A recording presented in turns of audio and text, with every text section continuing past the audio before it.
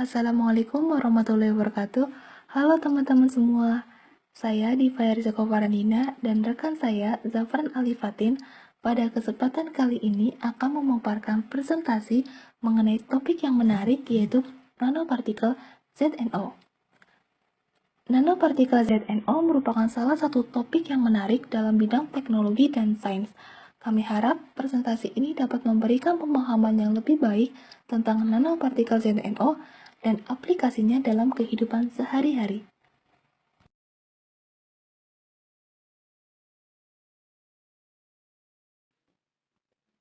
Latar belakang mengenai topik nanopartikel ZNO dimulai dengan adanya perkembangan teknologi yang semakin meningkat serta penemuan-penemuan baru untuk mempermudah hidup manusia. Salah satu kemajuan teknologi yang masih terus berkembang pesat hingga saat ini yaitu perkembangan bidang nanoelektronik dengan material fisika berskala nano. Nanoelektronik merupakan istilah yang digunakan untuk mendefinisikan nanoteknologi dalam komponen elektronik. Kemajuan teknologi nano juga telah menyebabkan perbedaan sifat yang cukup signifikan pada sistem bahan yang berskala nano. Salah satu jenis material yang dapat dibuat menjadi berbagai morfologi dalam skala nano adalah zinc oxide. Zinc oxide atau ZNO merupakan jenis dari semikonduktor golongan 2-7 yang memiliki band gap sekitar 3,37 ekuivalen dan energi ikat eksiton yang cukup besar dibandingkan dengan material semikonduktor lainnya, yaitu sebesar 60. Zinc oxide banyak diminati karena memiliki sifat elektronik, optik, dan fotonik yang cukup baik. Struktur nano yang dimiliki zinc oxide satu dimensi seperti nanorod, nanowire, nanotube dapat memfasilitasi transport pembawa muatan yang lebih efisien karena memiliki batas butir yang lebih rapat. Zinc oxide memiliki banyak keunggulan di berbagai bidang aplikasi, salah satunya sebagai sensor gas, fotoanoda pada sel surya, laser UV, diode pemancar cahaya, nanogenerator, fotodetektor, dan fotokatalis. Tujuan presentasi kali ini ada dua. Yang pertama, mengetahui metode pembuatan nano zinc oxide. Yang kedua, mengetahui berbagai aplikasi nano zinc oxide.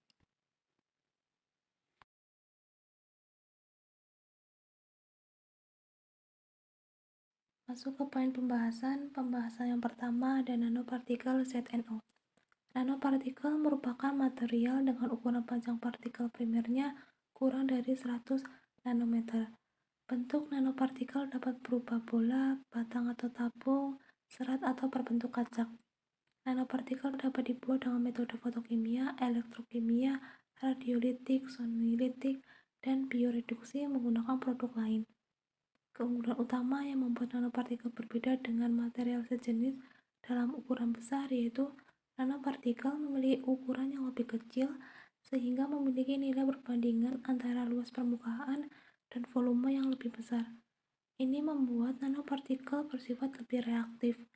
Reaktivitas material ditentukan oleh atom-atom di permukaan karena hanya atom-atom tersebut yang bersentuhan langsung dengan material lain.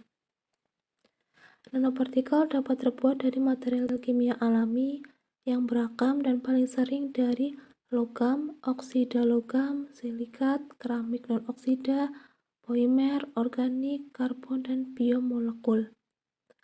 Berdasarkan bahan asalnya, nanopartikel dapat digolongkan dalam dua kelompok, yaitu nanopartikel organik dan anorganik. Nanopartikel organik yaitu karbon, sedangkan nanopartikel anorganik antara lain nanopartikel magnetik, nanopartikel logam mulia, dan nanopartikel semikonduktor seperti titanium dioksida dan zinc oxide.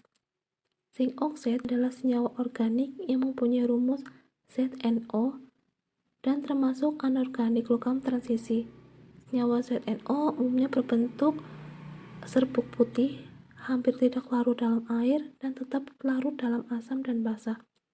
Zinc oxide digunakan sebagai katalis heterogen yang memiliki aktivitas katalitik tinggi, non-toksik, dan juga murah. Poin kedua, Mengenai metode sintesis nanopartikel ZNO. Sintesis nanopartikel ZNO merupakan proses pembuatan partikel ZNO dengan ukuran yang sangat kecil, yaitu kurang dari 100 nanometer. Partikel ZNO dengan ukuran yang sangat kecil ini memiliki sifat dan aplikasi yang berbeda dengan partikel ZNO pada umumnya. Secara umum, terdapat dua pendekatan yang dapat dimanfaatkan untuk menciptakan struktur nano, yaitu top-down dan bottom-up. Pendekatan top-down adalah metode sintesis fisika pada material berukuran besar yang direduksi menjadi ukuran nanometer. Sementara itu, pendekatan bottom-up adalah metode sintesis kimia yang melibatkan susunan dari material berukuran sangat kecil, atom dan molekul, menjadi struktur yang lebih besar dalam ukuran nanometer. Metode pendekatan top-down ada tiga. Yang pertama, metode litografi adalah suatu metode yang bertujuan untuk mentransfer substrat pada pola tertentu yang telah dirancang agar dapat membentuk struktur kompleks dengan densitas tinggi. Metode ini dapat diperoleh material berukuran nano dengan rentang sekitar 10-50 nanometer. Metode yang kedua, metode ultrasonik, adalah suatu metode sintesis nanopartikel menggunakan gelombang ultrasonik. Metode ini dapat meningkatkan konveksi reaksi pembentukan nanopartikel tanpa perlu pemanasan suhu tinggi dan penambahan surfaktan. Metode yang ketiga ada penggilingan mekanik yang dilakukan untuk preparasi nanopartikel, merupakan suatu metode pengecilan ukuran secara mekanik. Alat-alat yang dapat digunakan untuk penggilingan mekanik dapat berupa bal mil yang telah didesain khusus agar dapat menghasilkan ukuran nano. Metode pendekatan bottom-up ada 5. Yang pertama, metode hidrotermal. Metode hidrotermal merupakan reaksi heterogen media air yang dilakukan pada suhu dan tekanan tinggi dalam sistem tertutup. Metode hidrotermal ini menggunakan autoklaf sebagai tempat prosesnya. Proses hidrotermal memiliki keunggulan diantaranya mampu menghasilkan produk kristal homogen pada suhu yang cukup rendah di bawah 150 derajat Celcius dengan derajat kristalinitas yang tinggi, dapat mengurangi pengumpulan antar partikel, morfologi partikel yang terkontrol, dan pemurnian produk yang tinggi. Metode yang kedua, metode aerosol, merupakan metode yang material atau prekursor dicampurkan pada larutan pada level atom. Metode ini dikembangkan bertujuan untuk menghasilkan partikel dengan kristalinitas tinggi, morfologi yang teratur, dan bulat spire dengan kemurnian yang tinggi, serta memiliki konduktivitas transparansi yang tinggi.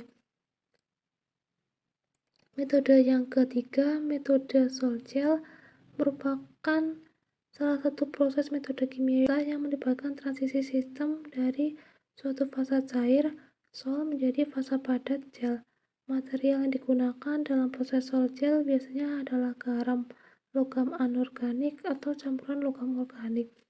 Sol gel prekursor menjadi subjek pada reaksi hidrolisis dan polimerisasi untuk membentuk suspensi koloid atau sol.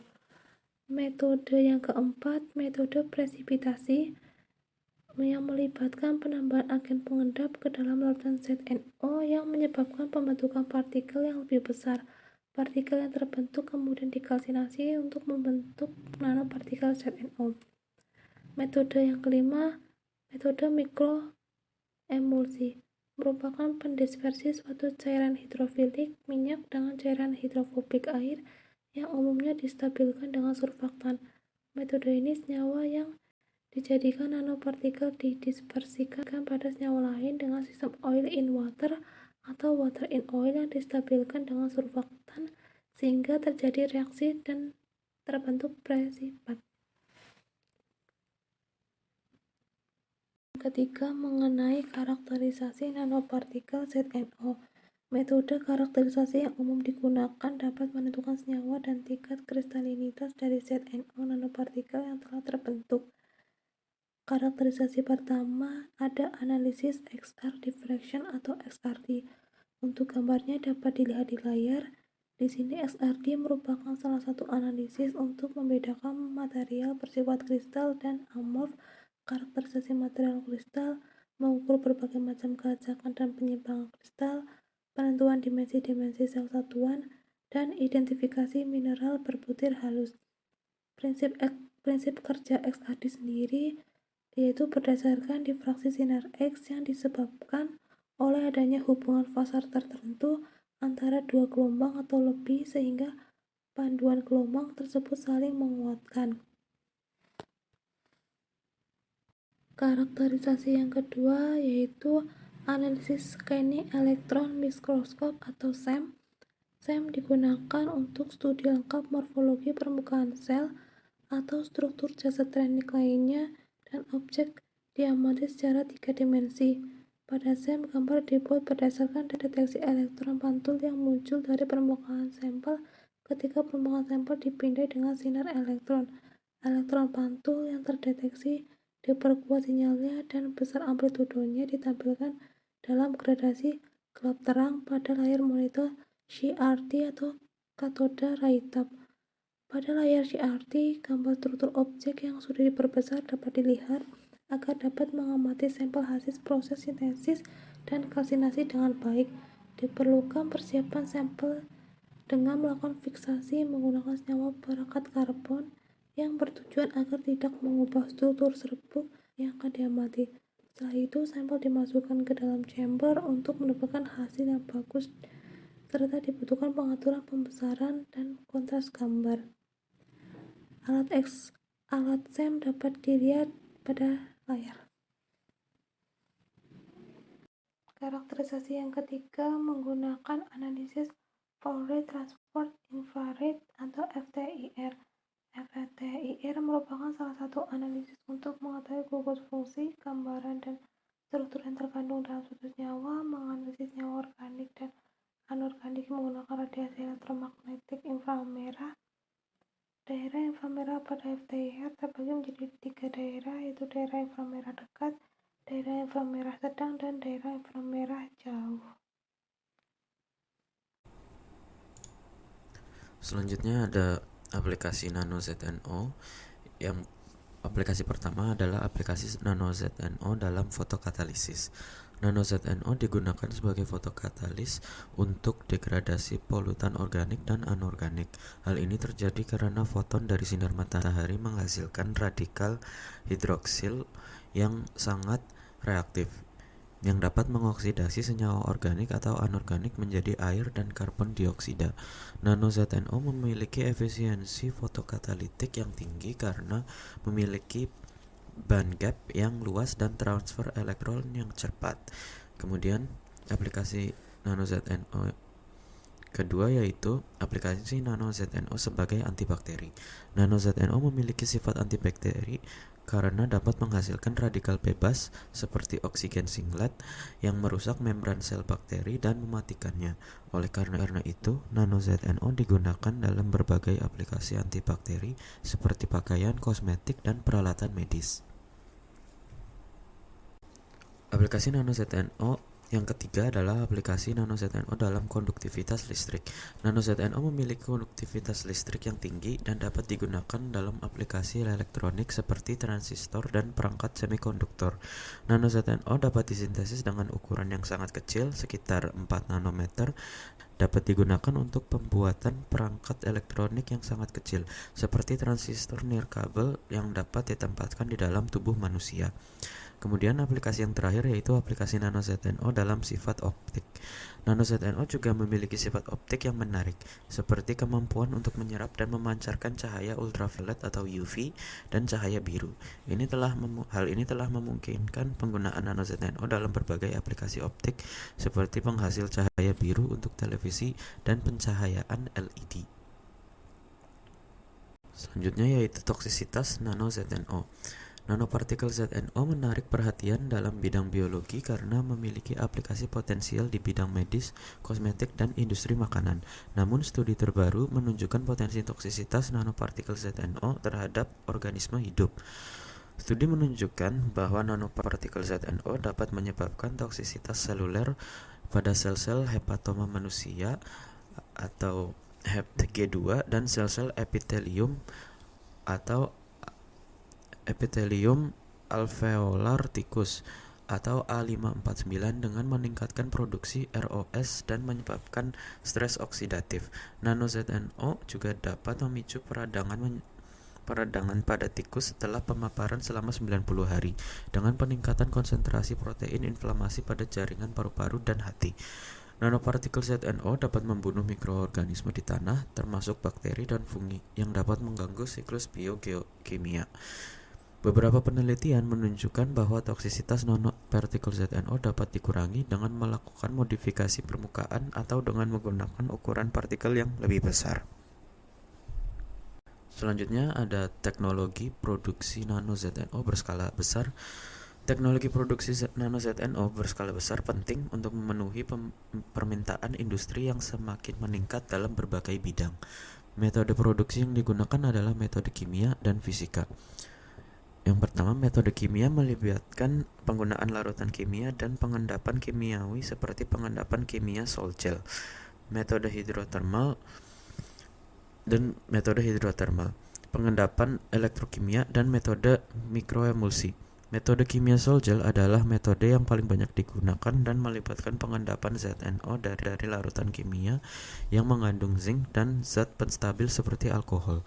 Metode fisika meliputi deposisi uap fisik atau PVD, deposisi uap kimia atau CVD, dan sputtering untuk memproduksi film tipis dan struktur nano ZNO. Metode PVD melibatkan penguapan atau pelontaran logam target ke permukaan substrat untuk menghasilkan partikel nano. Dan metode CVD melibatkan reaksi kimia antara gas prekursor dan substrat untuk menghasilkan film tipis dan struktur nano ZNO.